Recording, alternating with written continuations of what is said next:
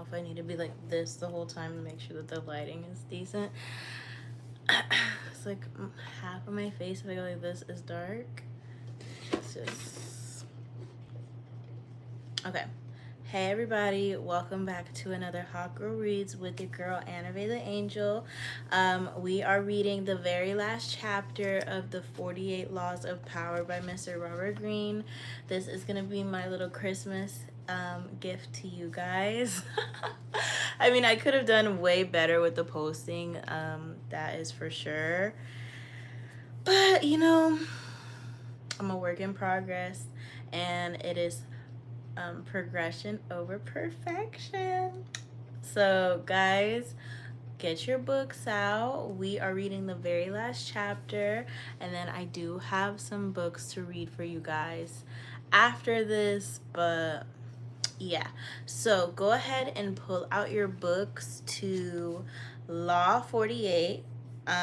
We are at page 419, and like I said, this is by Mr. Robert Greene himself, so if you want to go ahead and support the artist, you know what to do.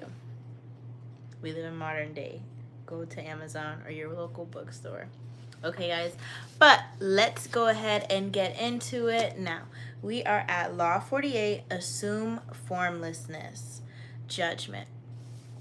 By taking a shape, by having a visible plan, you open yourself to attack. Instead of taking a form for your enemy to grasp, keep yourself adaptable and on the move. Accept the fact that nothing is certain and no law is fixed. The best way to protect yourself is to be as fluid and formless as water. Never bet on stability or lasting order. Everything changes. Okay, guys? So, let's get into it.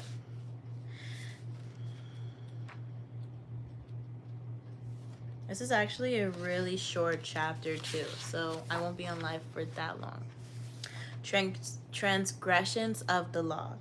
By the 8th century BC, the city-states of Greece had grown so large and prosperous that they had run out of the land to support their expanding populations, so they turned to the sea.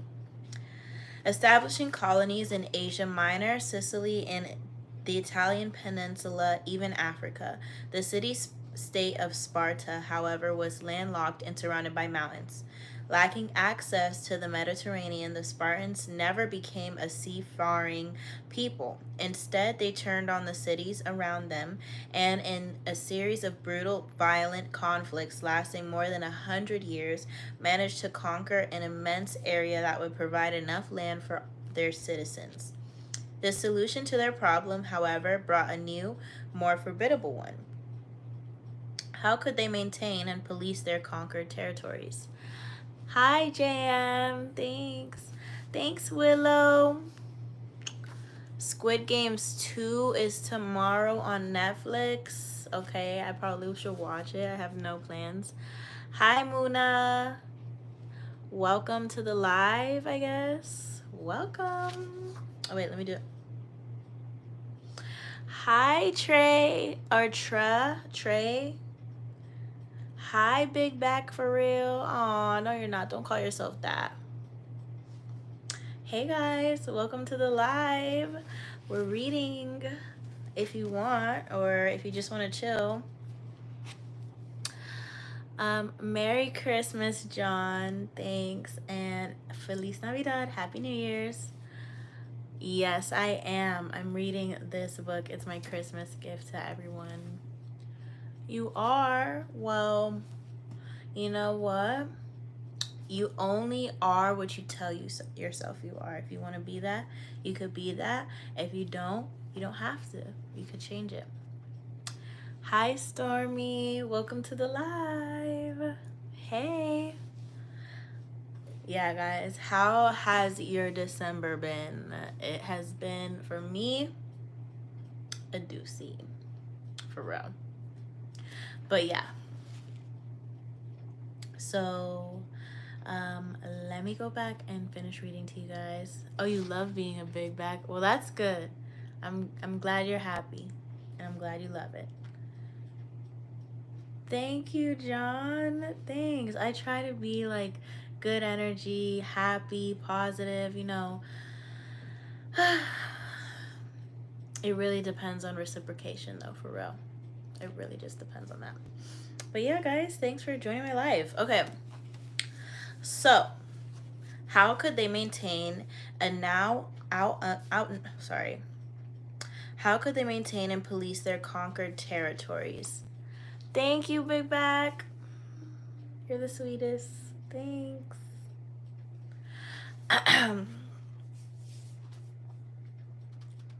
How could they maintain and police their conquered territories? Yeah. Yeah, it's this friggin' light right here. It's like I was just playing around with it. It took me a while to fix it like this, but the lighting is decent. The lighting is decent, I would say. It's like I have to be in a specific angle for the lighting to actually shine. If I go like this, then this side of my face is dark, so. Oh, thanks, John. You're sweet. Thanks. Okay, so, the subordinate peoples they ruled now outnumbered them 10-1. Surely this horde would take a horrible revenge on them. Sparta's solution was to create a society dedicated to the art of war. Spartans would be tougher, stronger, and fiercer than their neighbors. This was the only way they could ensure their stability and survival. When a Spartan boy reached the age of 7, he was taken from his mother and placed in a military club where he was trained to fight and underwent the strictest discipline. The boys slept on the beds of reeds, and they were allotted only one outer garment to wear for an entire year. They studied none of the arts. Indeed, the Spartans banned music and permitted only slaves to practice the crafts that were necessary to sustain them. The only skills the Spartans taught were those of warfare. Children seen as weaklings were left to die in a cavern in the mountains, and no system of money or tradings were allowed in Sparta.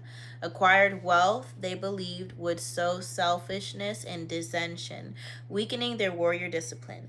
The only way a Spartan could earn a living was through agriculture, mostly on state-owned lands, which slaves called helots would work for them.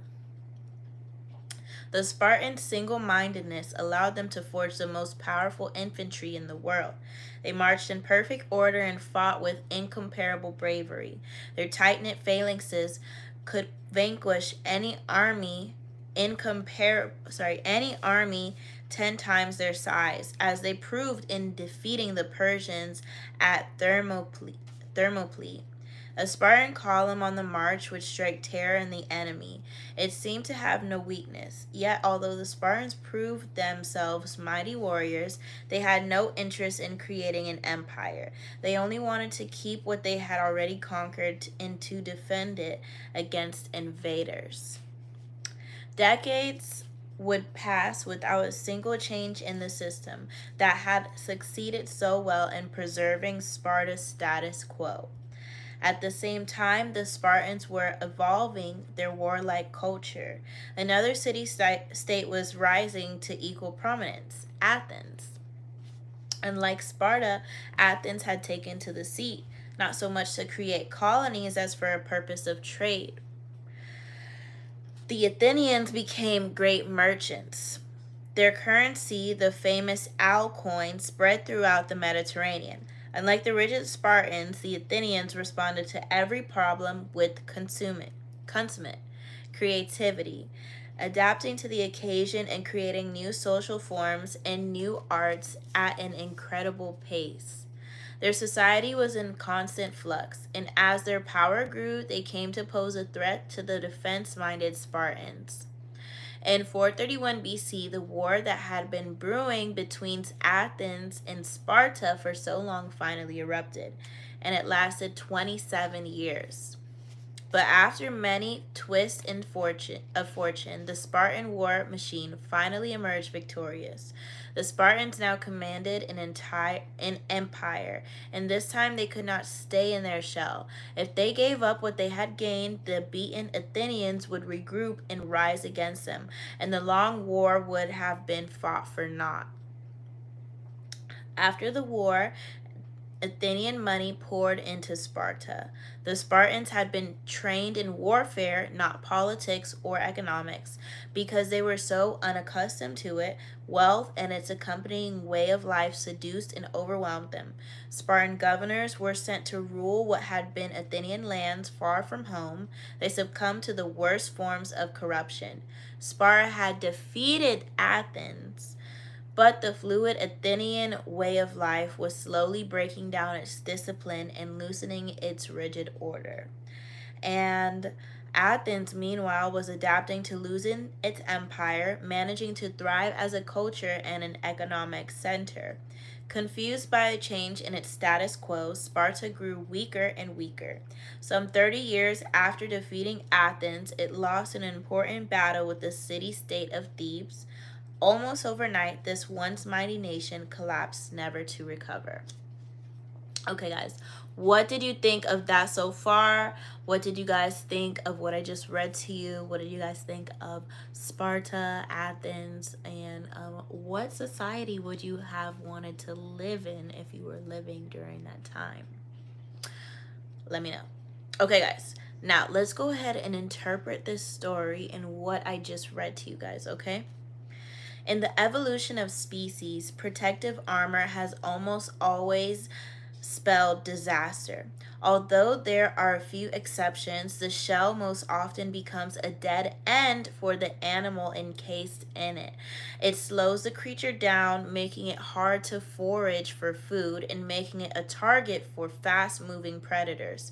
Animals that take to the sea or sky and that move swiftly and unpredictably are infinitely more powerful and secure. In facing a serious problem, controlling superior numbers, Sparta reacted like an animal that develops a shell to protect itself from the environment. But like a turtle, the Spartans sacrificed mobility for safety. They managed to preserve stability for 300 years, but at what cost? They had no culture beyond warfare. No arts relieved the tension, a constant anxiety about the status quo, while their neighbors took the sea, learning to adapt to a world of constant motion. The Spartans entombed themselves in their own system. Victoria would I mean, sorry, not Victoria. Victory would mean new lands to govern, which they did not want. Defeat would mean the end of their military machine, which they did not want either. Only stasis allowed them to survive, but nothing in a world can remain forever, and the shell or system you evolve for your protection will someday prove your undoing. In the case of Sparta, it was not the armies of Athens that defeated it, but the Athenian money. Money flows everywhere it has the opportunity to go. It cannot be controlled or made to fit a prescribed pattern. It is inherently chaotic. And in the long run, money made Athens the conqueror. By infiltrating the Spartan system and corroding its protective armor, in the battle between the two systems, Athens was fluid and creative enough to take new forms, while Sparta could only grow more rigid until it cracked. This is the way the world works, whether for animals, cultures, or individuals. In the face of the world's harshness and danger, organisms of any kind develop protection, a coat of armor, a rigid system, a comforting ritual.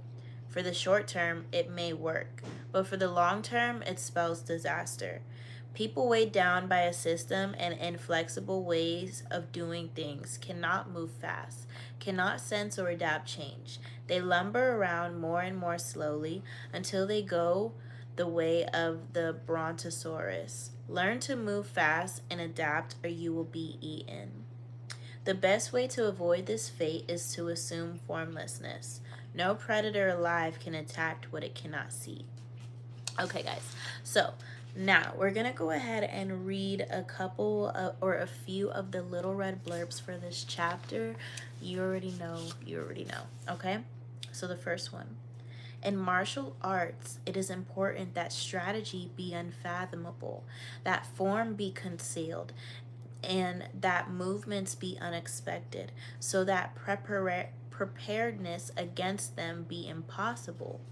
What enables a good general to win without fail is always having unfathomable wisdom and a modus operandi that leaves no tracks. Only the formless cannot be affected. Sages hide in unfathomability, so their feelings cannot be observed. They operate in formlessness, so their lines cannot be crossed. What do you guys think of that? That was by the Book of the Huanan Masters, China, in 2nd century BC. Now let's go ahead and get into the second one. The dogged with cropped ears. What crime have I committed that I should be thus mutilated by my own master?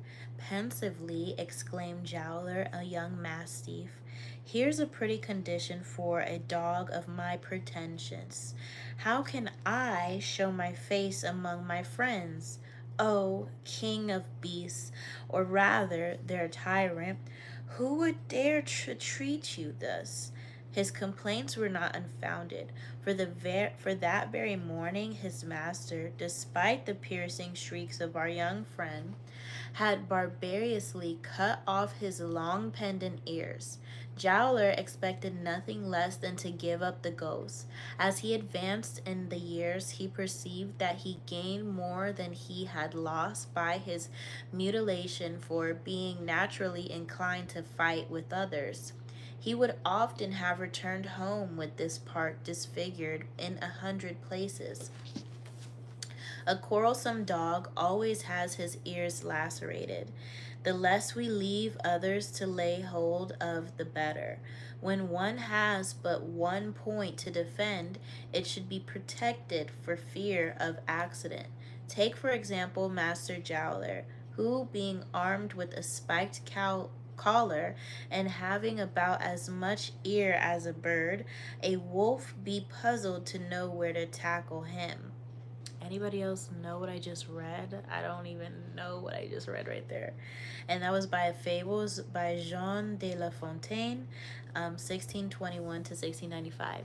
And thanks, Gregory. I really try to I spent years and years and years like public speaking and reading out loud, so my parents would correct me when I would read out loud and be like, okay, there's a comma, you need to take a pause, there's a period, you need to take a breath, and really worked on my phonetics and stuff when I was younger.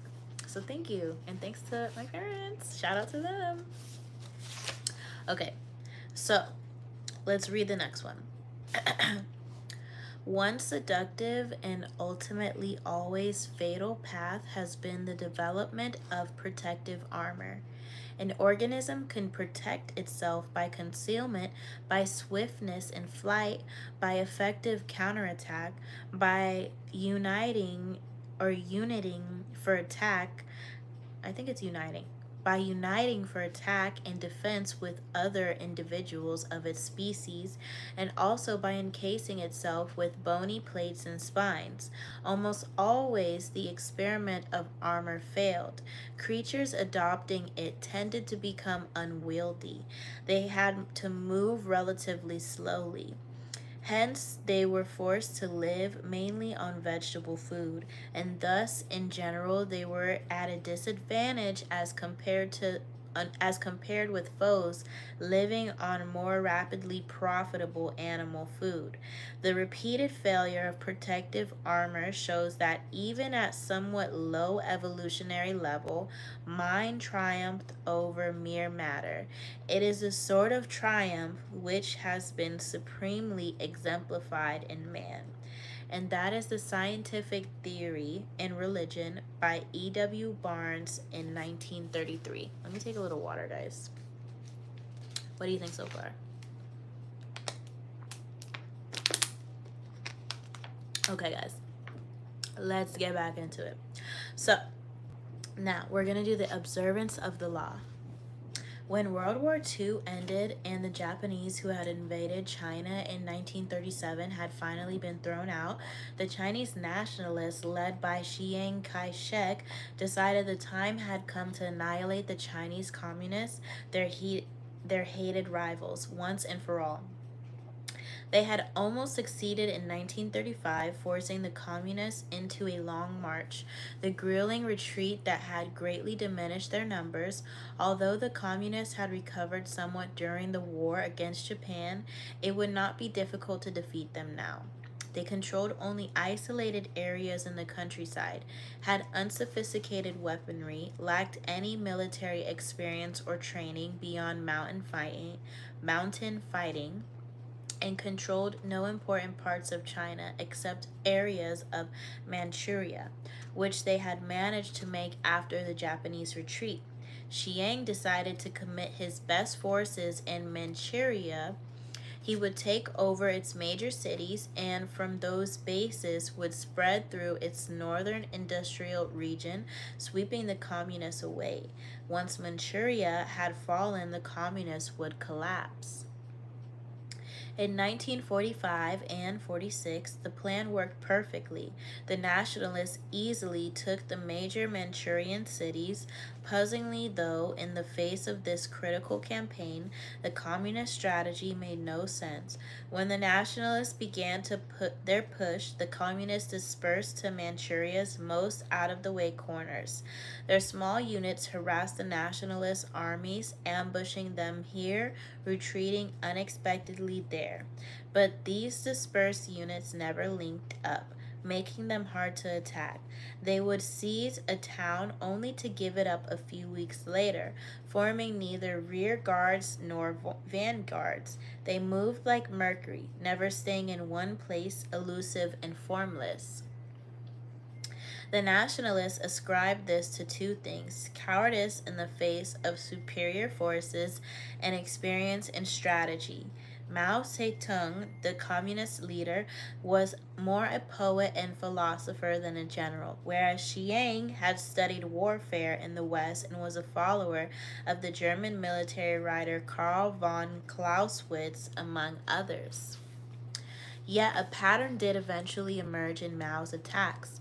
After the Nationalists had taken the cities, leaving the Communists to occupy what was generally considered Manchuria's useless space, the Communists started using that large space to surround the cities. If Chiang sent an army from one city to reinforce another, the Communists would encircle the rescuing army. Chiang's forces were slowly broken into smaller and smaller units. Isolated from one another, their lines of supply and communication cut, the Nationalists still had a superior firepower, but if they could not move, what good was it? A kind of terror overcame the Nationalist soldiers. Commanders comfortably remote from the front lines might laugh at Mao, but the soldiers had fought the communists in the mountains and had come to fear their elusiveness. Now these soldiers sat in their cities and watched their fast-moving enemies, as fluid as water, poured in on them from all sides. There seemed to be millions of them.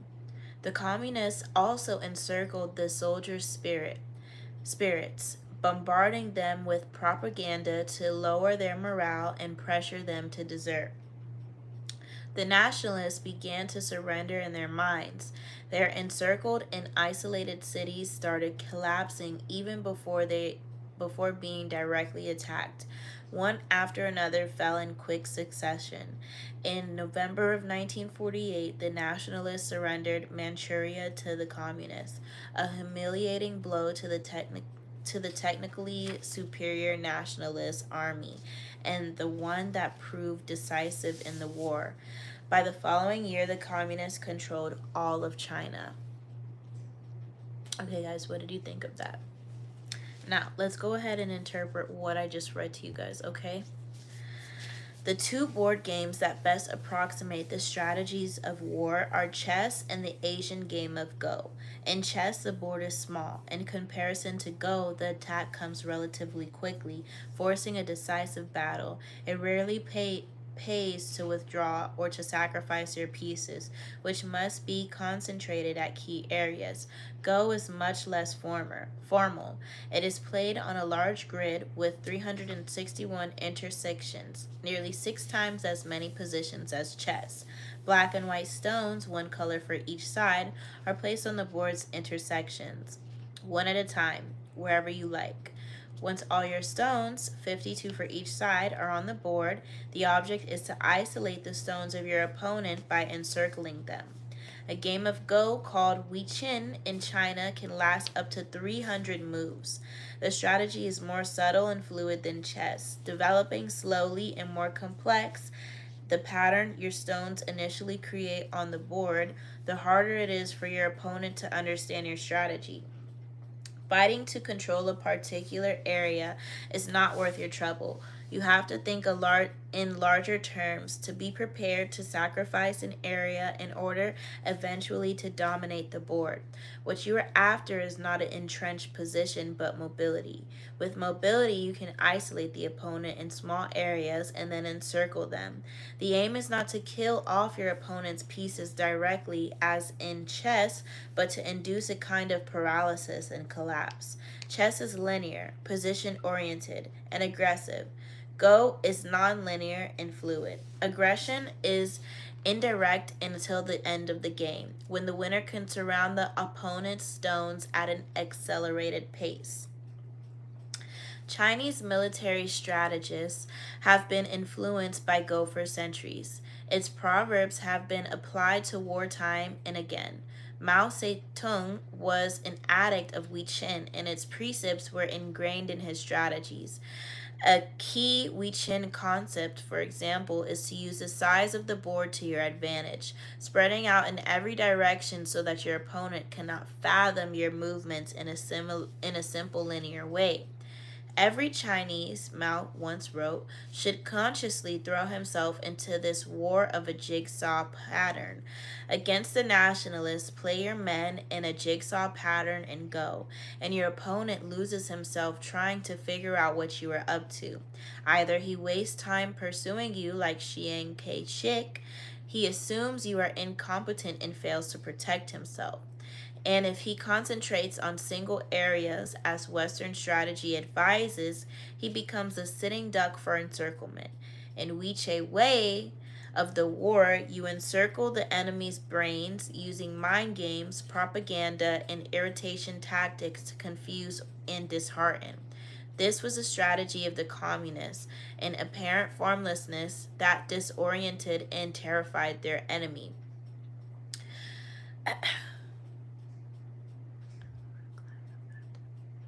Right? I might have to play Go. I do like Chinese checkers. I feel like Chinese checkers is a fun game, but I've never played Go before.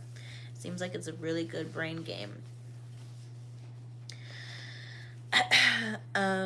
Where chess is linear and direct, the ancient game of Go is closer to the kind of strategy that will prove relevant in a world where battles are fought indirectly in vast, loosely connected areas.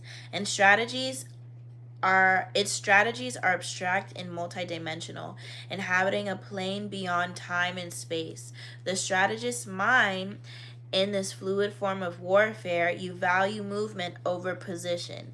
Your speed and mobility make it impossible to predict your moves. Unable to understand you, your enemy can form no strategy to defeat you. Instead of fixing on particular spots, this indirect form of warfare spreads out.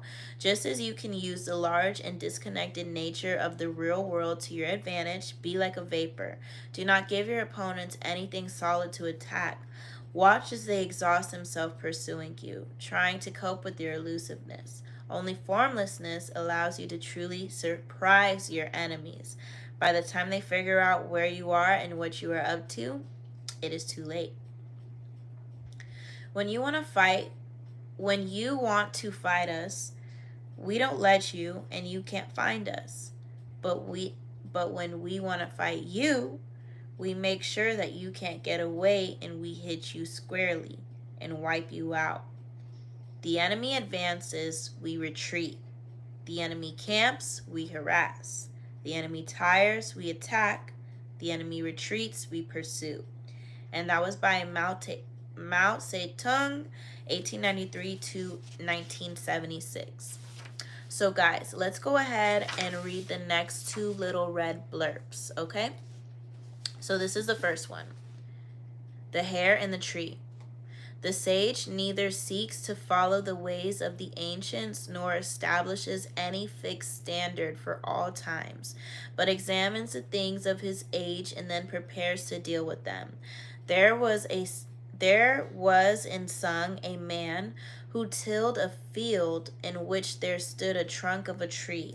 Once a hare, while running fast, rushed against the trunk, broke its neck, and died. Thereupon the man cast his plow aside and watched that tree, hoping that he would get another hare. Yet he never caught another hare, and was himself ridiculed by the people of Sun. Now, supposing somebody wanted to govern the people of the present age with the politics of the early kings, he would be doing exactly the same thing as that man who watched the tree. And that was by Han Fei Chu, the Chinese philosopher, written in the 3rd century BC. Didn't know what that meant. Okay, guys, let's read the next one. General Rommel surpassed Patton as a creative intellect. Rommel shunned military formalism. He made no fixed plans beyond those intended for the initial clash. Thereafter, he tailored his tactics to meet specific situations as they arose.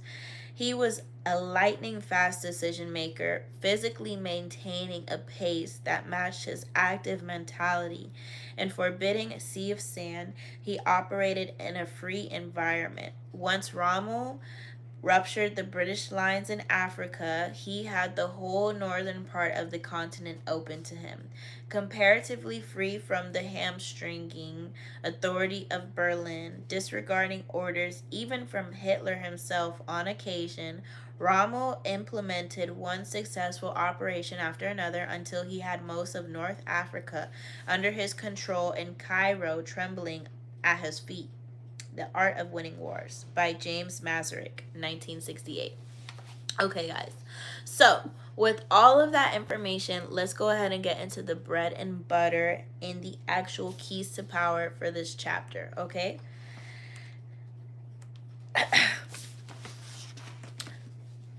The human animal is distinguished by its constant creation of forms. Rarely expressing its emotions directly, it gives them form through language or through socially acceptable rituals. We cannot communicate our emotions without a form. The forms that we create, however, change constantly. In fashion and style and all those human phenomena representing the mood of moment, we are constantly altering the forms we have inherited from previous generations, and these changes are signs of life and vitality. Indeed, the things that don't change, the forms that rectify, come to look to us like death, and we destroy them. The young show this more clearly. Uncomfortable with the forms that society imposes upon them, having no set identity, they play with their own characters, trying on a variety of masks and poses to express themselves. This is a vitality that drives the motor of form, creating constant changes in style. The powerful are often people who in their youth have shown immense creativity in expressing something new through a new form. Society grants them power because it hungers for and rewards this sort of newness. The problem comes later, when they often grow conservative and possessive. They no longer dream of creating new forms. Their identities are set. Their identities are set, their habits congeal, and their rigidity makes them easy targets. Everyone knows their next move. Instead of demanding respect, they elicit boredom. Get off stage, we say. Let someone else, someone younger, entertain us. When locked in the past, the powerful look comical. They are overripe fruit waiting to fall from the tree. Power can only thrive if it is flexible in its forms. To be formless is not to be amorphous. Everything has a form. It is impossible to avoid the form of whatever it is around. Changing constantly, it is never predictable. The powerful are constantly creating form, and their power comes from the rapidity with which they can change. Their formlessness in the eye of the enemy who cannot see what they are up to, and so has nothing solid to attack. This is the premier pose of power, ungraspable, as elusive and swift as the god Mercury, who could take any form he pleased and use this ability to wreak havoc on Mount Olympus. Sorry, guys, I am shaking my leg. My bad. Okay, let me see. Human creations evolve towards abstraction, towards being more mental and less material. This evolution is clear in art, which in this century made the great discovery of abstraction and conceptualism. It can also be seen in politics, which over time have become less overtly violent and more complicated, indirect, and cerebral. Warfare and strategy, too, have followed this pattern. Strategy began in the manipulation of armies on land, positioning them in order formations on land. Strategy is relatively two-dimensional and controlled by topography, but all the great powers have eventually taken to sea for commerce and colonization, and to protect their trading lanes they have had to learn how to fight at sea. Maritime warfare requires tremendous creativity and abstract thinking. Since the lines are constantly shifting, naval captains distinguish themselves by the ability to adapt to the literal fluidity of the terrain and to confuse the enemy with an abstract, hard to anticipate form. They are operating in a third dimension, the mind. Back on land, guerrilla warfare too demonstrates this evolution towards abstraction. T. Lawrence was perhaps the first modern strategist to develop a theory behind this kind of warfare and to put it into practice. Sorry, guys. His ideas influenced Mao, who found in his writings an uncanny Western equivalent to Wu Chi. Lawrence was working with Arabs fighting for their territory against the Turks.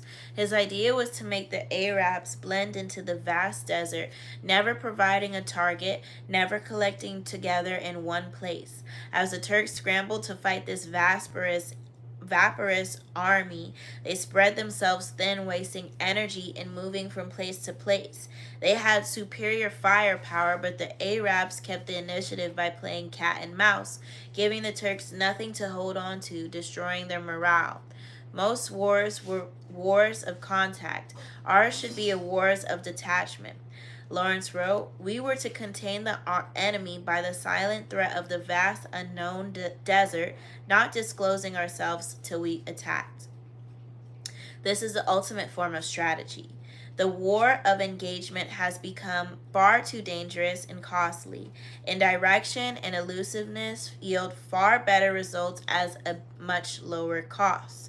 The main cost, in fact, is mental. The thinking it takes to align your forces in scattered patterns and to undermine the minds and psychology of your opponents, and nothing will infuriate and disorient them more than formlessness. In a world where wars of detachment are the order of the day, formlessness is crucial.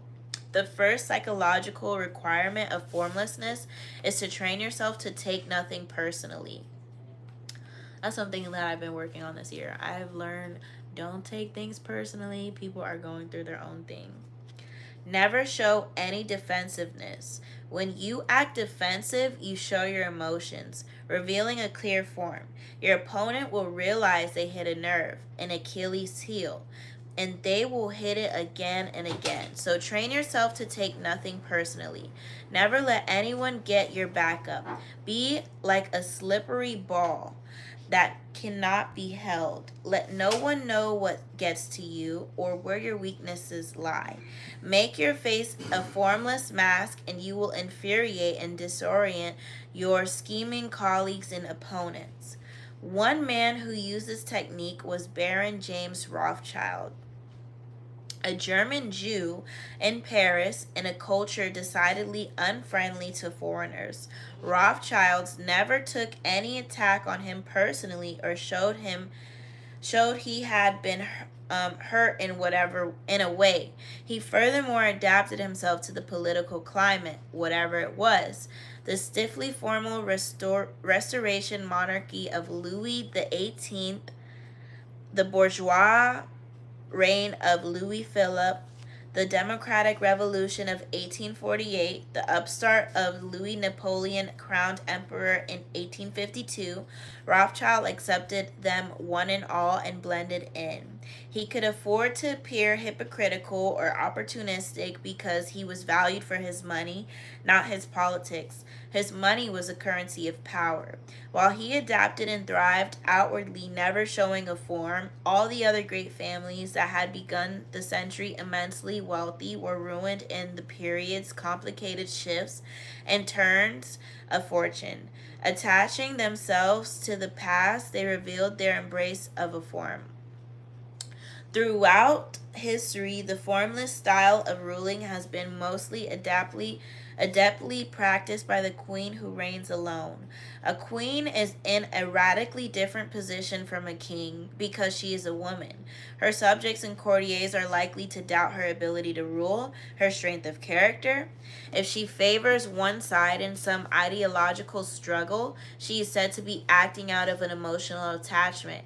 Yet if she represses her emotions and plays the authoritarian in the male fashion, she arouses worse criticism still.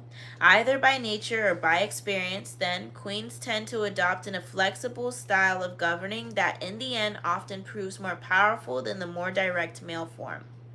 Two female leaders exemplifying the formless style of the queen are Queen Elizabeth of England and Empress Catherine the Great of Russia. In the violent wars between Catholics and Protestants, Elizabeth steered a middle course. She avoided alliances that would commit her to one side, and over time, she would harm the country.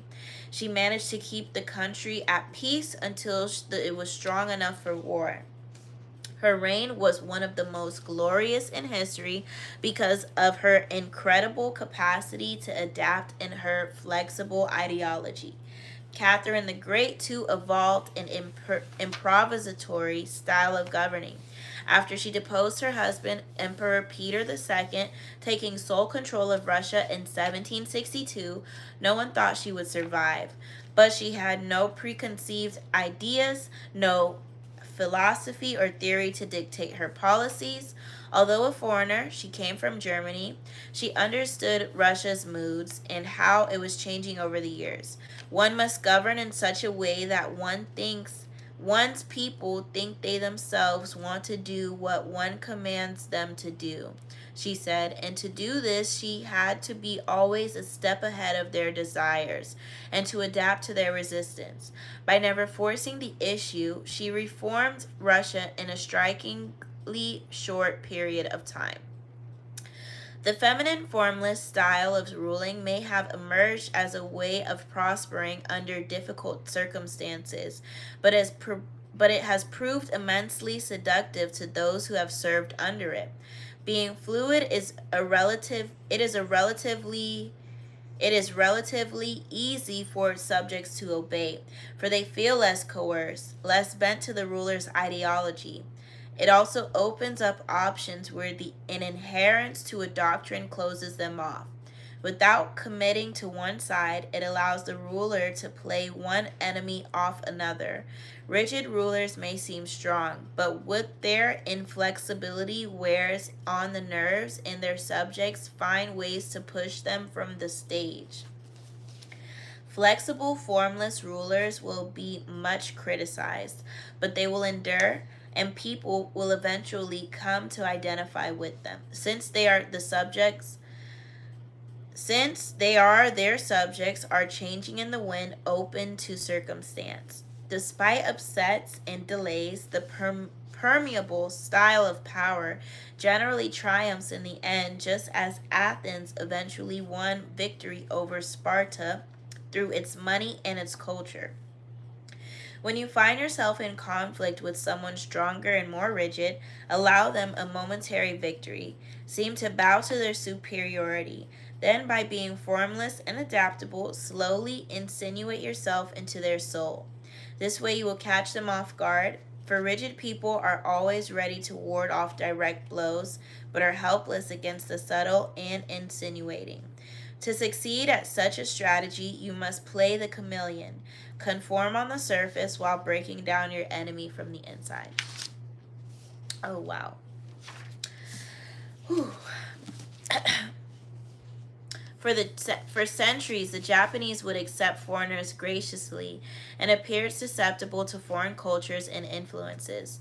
João Rodrigues, a Portuguese priest who arrived in Japan in 1577, lived there for many years, wrote, "I'm flabbergasted by the Japanese willingness to try and accept everything Portuguese." He saw Japanese in the streets wearing Portuguese clothing with rosary beads at their necks and crosses at their hips. This might seem like a weak, mutable culture, but Japan's adaptability actually protected the country from having an alien culture imposed by military invasion. It seduced the Portuguese and other Westerners into believing the Japanese were yielding to a superior culture when actually the foreign culture's ways were merely a fashion to be donned and doffed. Under the surface, Japanese culture thrived. Had the Japanese been rigid about the foreign influences and tried to fight them off, they might have suffered the injuries that the West inflicted on China. That is the power of formlessness. It gives the aggressor nothing to react against, nothing to hit.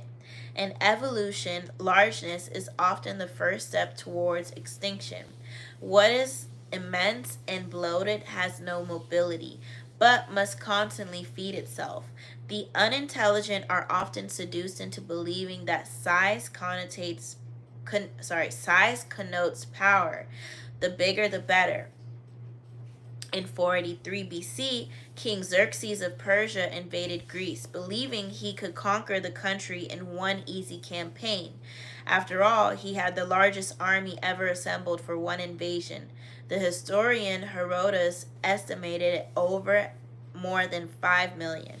The Persians planned to build a bridge across the Hellespont to overrun Greece from the land, while their equally immense navy would pin the Greek ships in the harbor, preventing their forces from escaping to sea. The plan seemed sure, yet as Xerxes prepared the invasion, his advisor Artabanus warned his master of grave misgivings. "The two mightiest powers in the world are against you," he said. Xerxes laughed. What powers could match his gigantic army? "I will tell you what they are," answered Artabanus, "the land and the sea." There were no safe harbors large enough to receive Xerxes' fleet, and the more land the Persians conquered, the longer their supply lines stretched, the more ruinous the cost of feeding this immense army would prove. Thinking his advisor a coward, Xerxes proceeded with the invasion. Yet, as Artabanus predicted, bad weather at sea decimated the Persian fleet, which was too large to take shelter in any harbor. On land, meanwhile, the Persian army destroyed everything in its path, which only made it impossible to feed since the destruction included crops and stores of food. It was also an easy and slow-moving target. The Greeks practiced all kinds of deceptive maneuvers to disorient the Persians. Xerxes' eventual defeat at the hands of the Greeks' allies was an immense disaster. The story of emblematic of all those who sacrifice mobility for size, the flexible and fleet of foot will almost always win, for they have more strategic options. The more gigantic the enemy, the easier it is to induce collapse. The need for formlessness becomes the greater becomes greater the older we get, as we grow more likely to become set in our ways and assume too rigid a form. We become predictable, always the first sign of de- decrepitude, and predictability makes us appear comical. Although ridicule and disdain might seem mild forms of attack, they are actually potent weapons and will eventually erode a foundation of power. An enemy who does not respect you will grow bold, and boldness makes even the smallest animal dangerous. The late 18th century court of France, as exemplified by Marie Antoinette, had become so hopelessly tied to a rigid formality that the average Frenchman thought it a silly relic. This depreciation of a centuries old institution was the first sign of a terminal disease, for it represented a symbolic loosening of the people's ties to monarchy. As the situation worsened, Marie Antoinette and King Louis the 16th grew only more rigid in their adherence to the past and quickened their path to the guillotine. King Charles I of England reacted similarly to the tide of democratic change brewing in England in the 1630s. He disbanded Parliament, and his court rituals grew increasingly formal and distant. He wanted to return to an older style of ruling, with adherence to all kinds of petty protocol. His rigidity only heightened the desire for change. Soon, of course, he was swept up in a devastating civil war, and eventually he lost his head to the executioner's axe. As you get older, you must rely even less on the past. Be vigilant, lest the form your character has taken makes you seem a relic. It is not a matter of mimicking the fashions of youth that is equally worthy of laughter.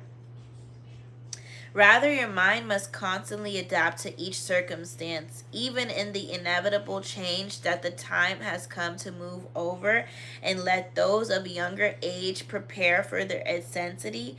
Rigidity will only make you look uncannily like a cadaver. Never forget, though, that formlessness is a strategic pose. It gives you room to create tactical surprise. As your enemies struggle to guess your next move, they reveal their own strategy, putting them at a decided disadvantage. It keeps the initiative on your side, putting your enemies in a position of never acting, constantly reacting.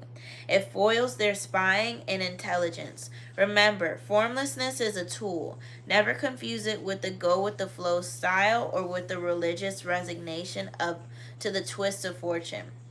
You use formlessness not because it creates inner harmony and peace, but because it will increase your power.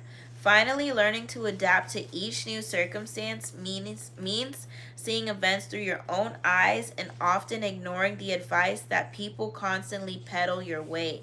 It means that ultimately you must throw out the laws that others preach and the books they write to tell you what to do, and the sage advice of the elders.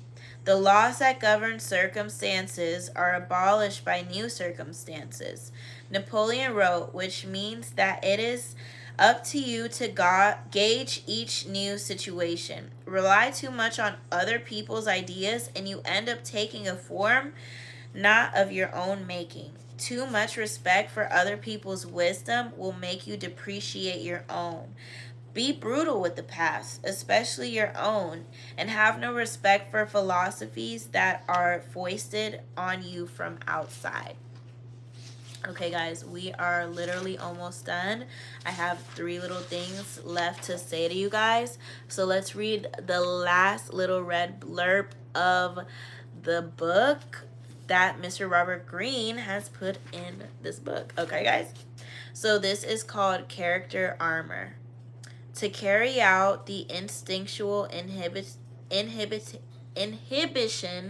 demanded by the modern world, and to be able to cope with the energy stasis which results from this inhibition, the ego has to undergo a change. The ego, i.e., that part of the person that is exposed to danger, becomes rigid, as we say, when it is continually subjected to the same or similar conflicts between need and fear-inducing outer world. It acquires in this process a chronic, automatically functioning mode of reaction, i.e., its character. It is as if the affective personality armored itself, as if the hard shell it develops were intended to deflect and weaken the blows of the outer world as well as the clamoring of the inner needs. The armoring makes the person less sensitive to unpleasure, but also restricts his libidinal and aggressive motility and thus reduces his capacity for achievement and pleasure. We say the ego has become less flexible and more rigid, and that the ability to regulate the energy economy depends on the extent of armoring. That's by Wilhelm Reich, 1897 to 1957. Okay, guys, so close your eyes and imagine this unless you're driving or handling heavy machinery. Okay? Mercury, the winged messenger, god of commerce, patron saint of thieves, gamblers, and all those who deceive through swiftness. The day Mercury was born, he invented the lyre. By that evening, he had stolen the cattle of Apollo.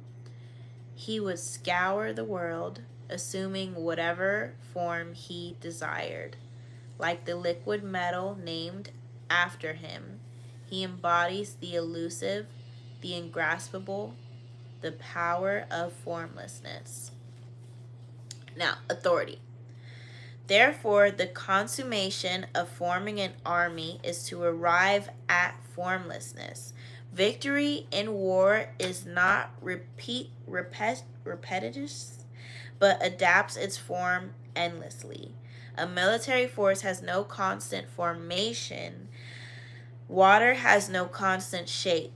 The ability to gain victory by changing and adapting according to the opponent is called genius. And that's by Sun Tzu, and it was written in the 4th century BC. Now, guys, this is a reversal to the law if what I just read to you guys is not applicable to you or your situation, okay?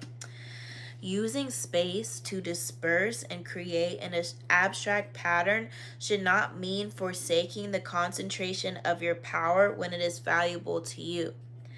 Formlessness makes your enemies hunt all over for you, scattering their own forces, mental as well as physical. When you finally engage them, though, hit them with powerful, concentrated blow. That is how Mao succeeded against the nationalists. He broke their forces into small, isolated units, which he then could easily overwhelm with a strong attack. The law of concentration prevailed. When you play with formlessness, keep on top of the process and keep your long-term strategy in mind. When you assume a form and go on the attack, use concentration, speed, and power. As Mao said, when we fight you, we make sure you can't get away. Okay, guys. Well, if you made it this far, we are done with the book. Thank you guys so much for coming along with this journey of me reading this book to you guys. I literally tried reading this book like 3 or 4 times by myself, and then I was like, I can't do it, let me go on live. And I really am appreciative of this book club, the Hot Girl Reads book club. I will be having another book to read with you guys soon and shortly. I have a lot of suggestions, and I do have some books in my library that I want to share with you guys. But yes, thank you so much for watching, tuning in, subscribing, sharing, and everything like that. And Merry Christmas, Happy New Year's, Feliz Navidad, Happy Kwanzaa, Happy Hanukkah, and Happy Holidays. Bye.